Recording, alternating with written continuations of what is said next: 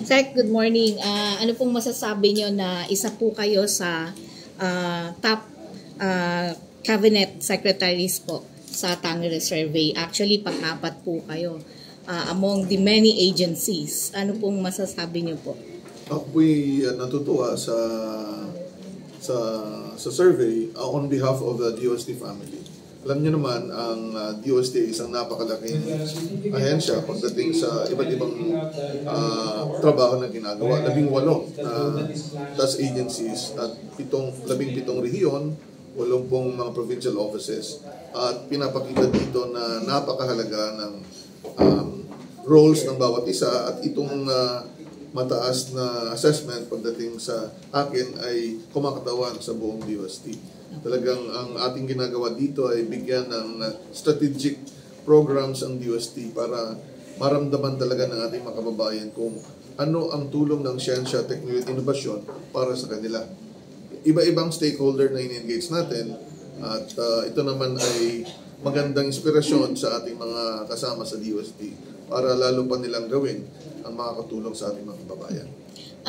Ano po ba ang sekreto ng isang Secretary Renato Solidum kung bakit po mataas po ang rating po ninyo pagdating sa, sabi nga natin, yung public service po na ginagawa po ng DOST, ng ahensya? Unang-una, kailangan namin mag-fall in love with the problem.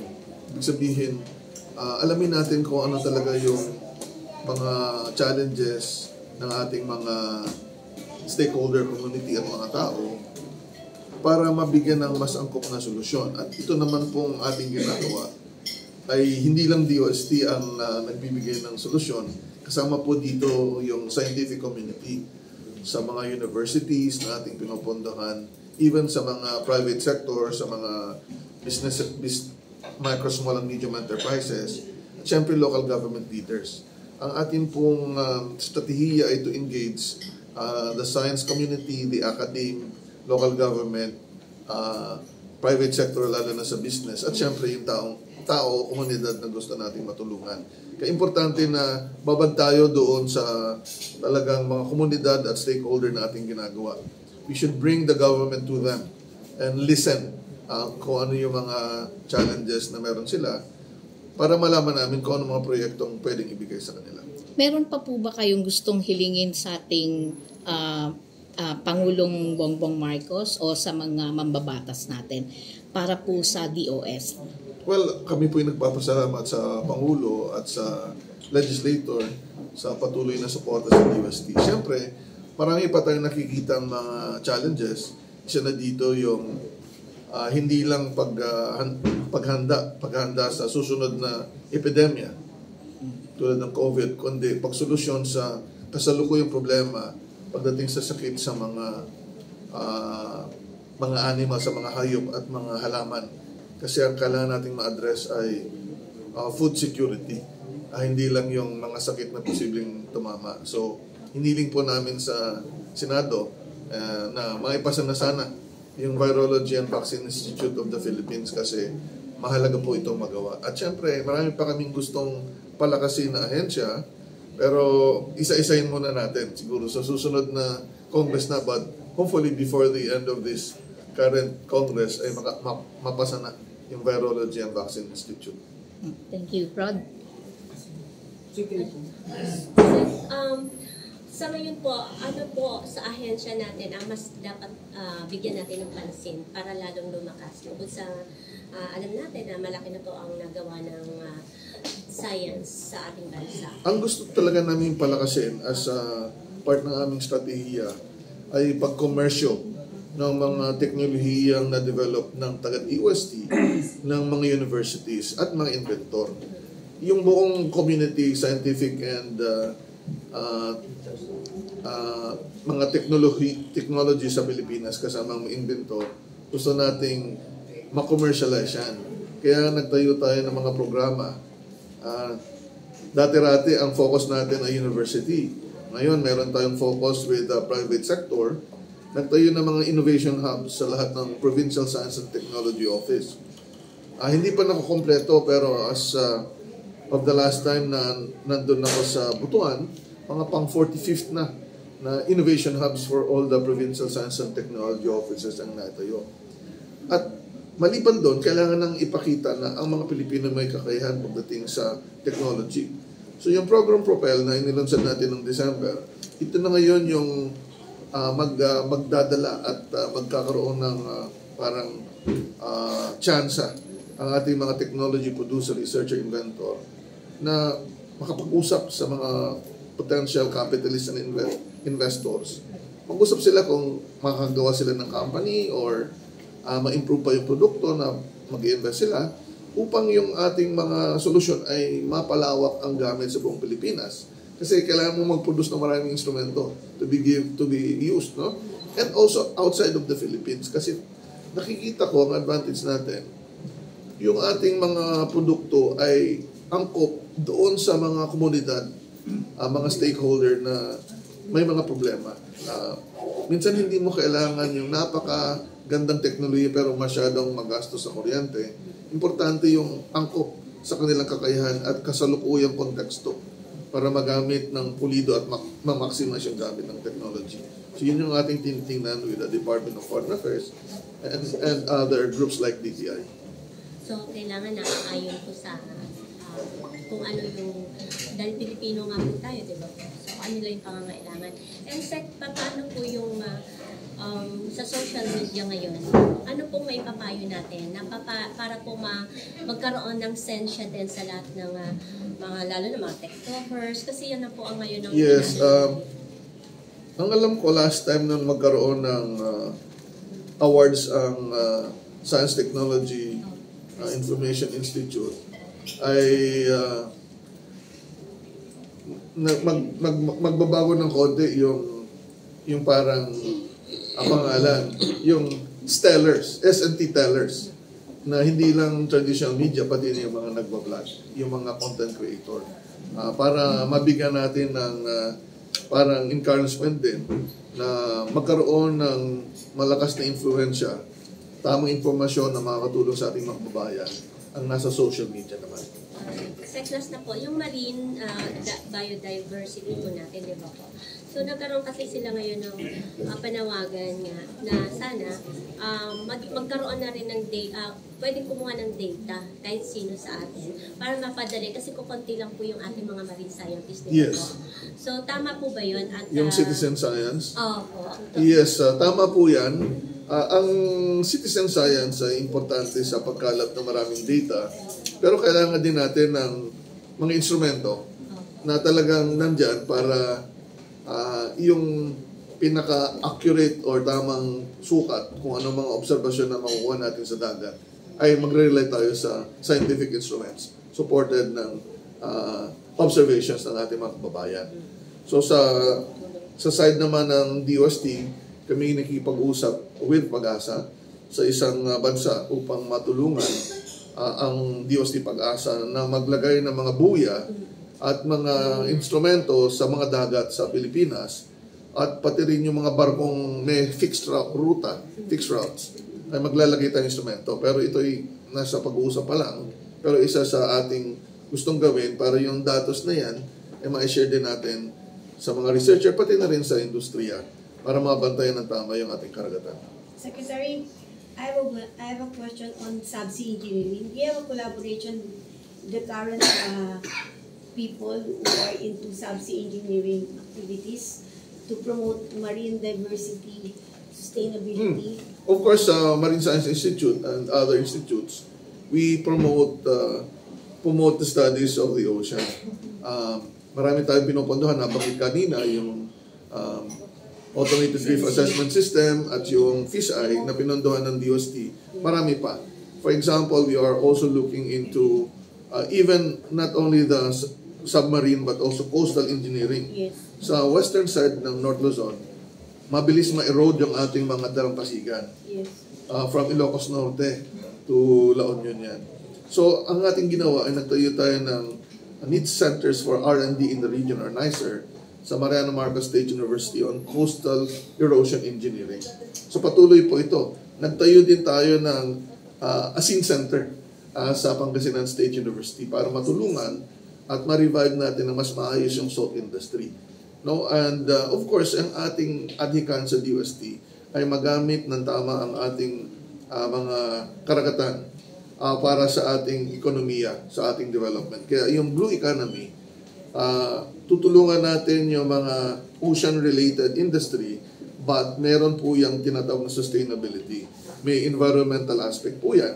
At isa yan po sa ating ginagawa sa kasalukuyan. In fact, pagdating sa smart agriculture, circular economy, big program ng DOST, kasama po yan yung blue economy.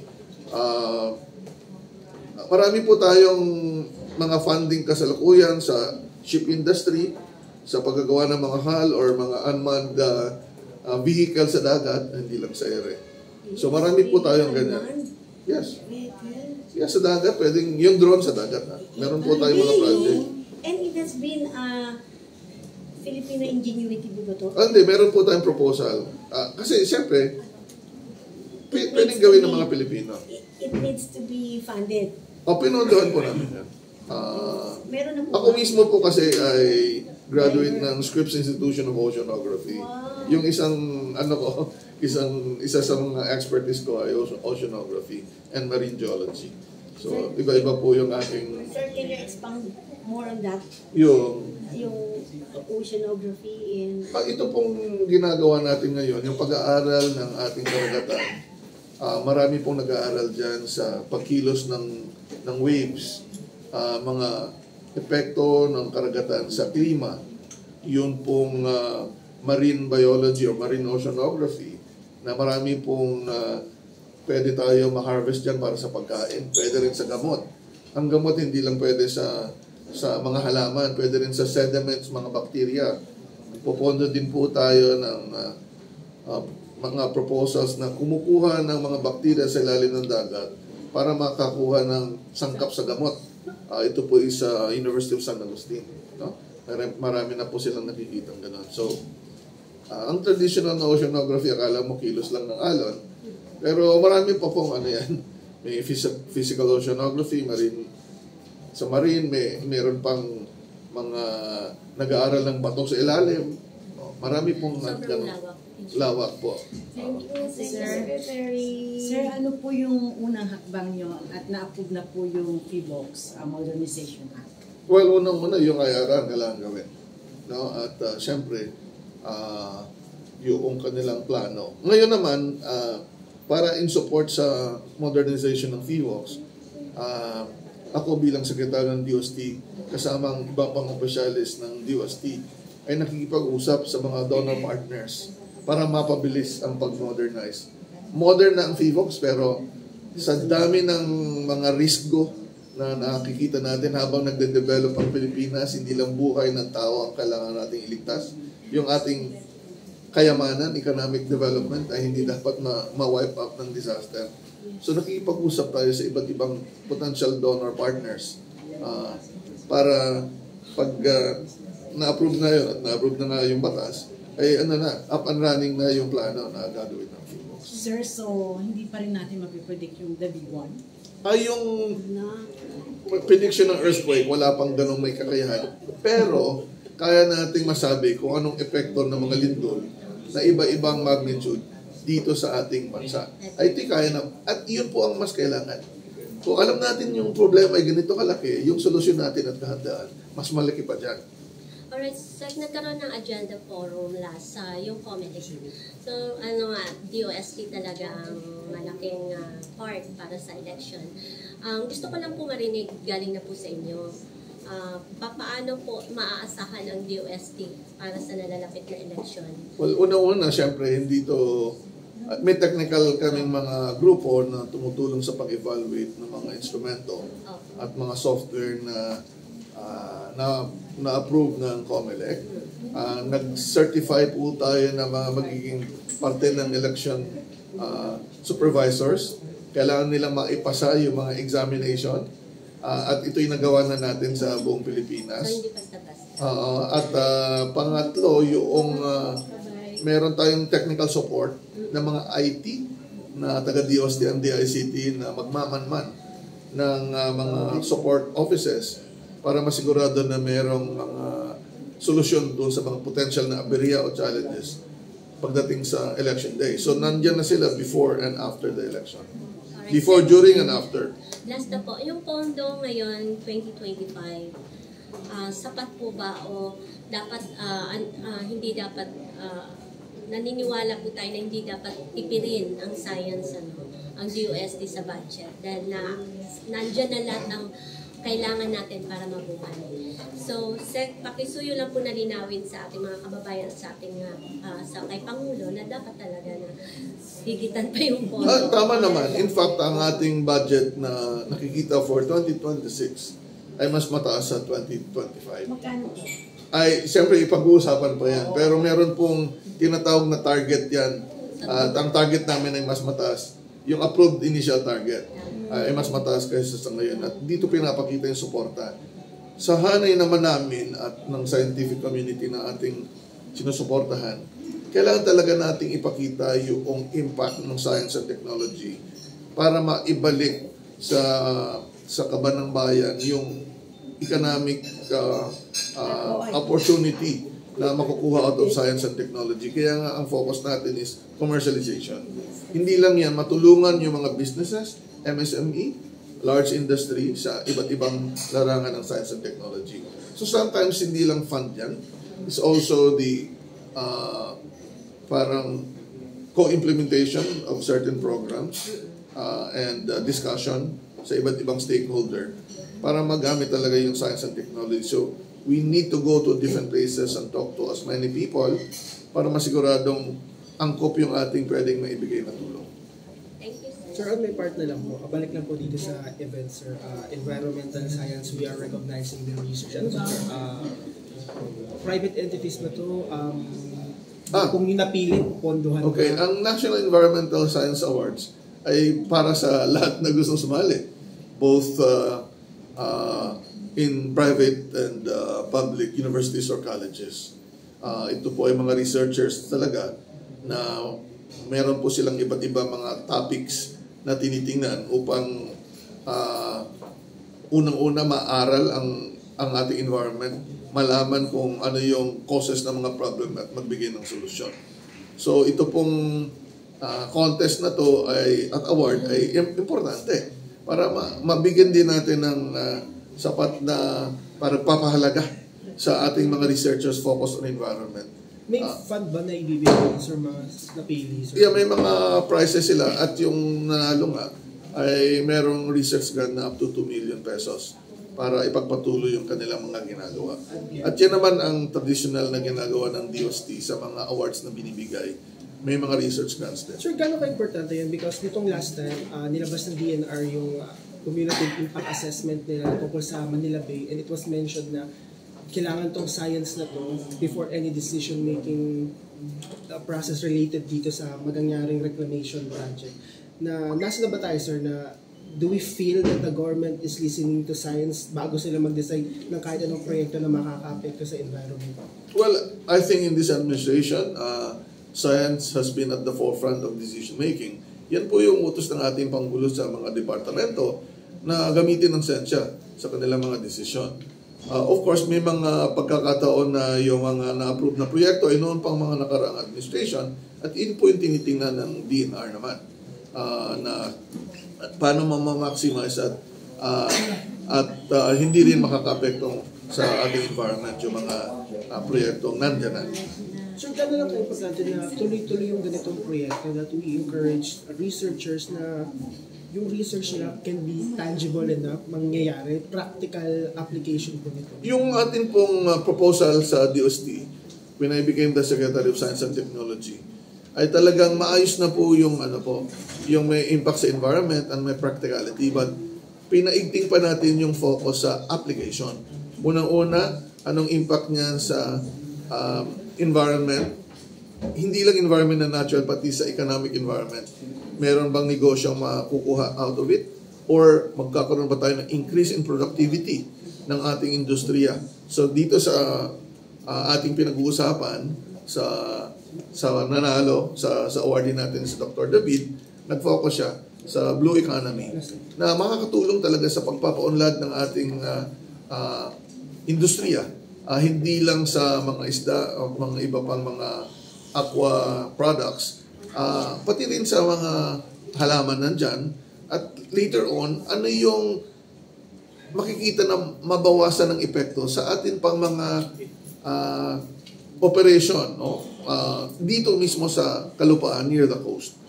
So dito natin pinapakita na improvement ng productivity, lessening the impact on the environment and also industries, and of course job creation or evaluation of job losses because of climate change. Sir, panguli na lang. So, posible na we find a common ground when it comes to economic environment, Yes. and na maapektuhan na environment. Definitely, we can always find a common ground.